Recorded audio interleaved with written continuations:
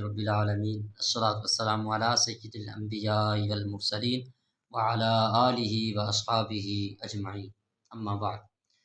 معزز سامعین و ناظرین، السلام علیکم ورحمۃ اللہ وبرکاتہ۔ سلسلہ اربعین ختم نبوت صلی اللہ علیہ وآلہ وسلم میں اب تک 13 احادیث مبارکہ ہم نے پڑھی۔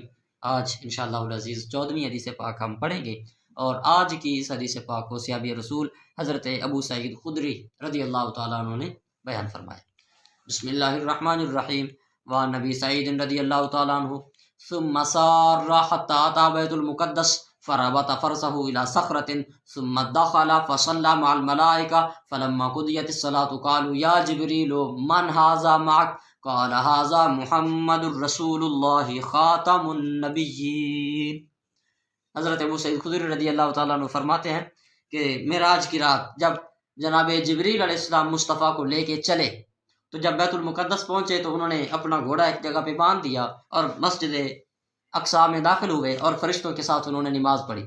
حضرت ابو سعید فرماتے ہیں جب نماز پوری ہو گئی، نماز پڑھ لی گئی، تو سارے فرشتوں نے جناب جبریل علیہ السلام سے پوچھا یا جبریل من ھذا معک، اے جبریل یہ جناب جو آپ کے ساتھ ہیں یہ کون ہے؟ تو جبریل حضور کا تعارف کرواتے ہوئے فرمایا ھذا محمد الرسول اللہ خاتم النبیین، یہ محمد الرسول اللہ صلی اللہ علیہ وسلم ہے جو سب سے آخری نبی ہے۔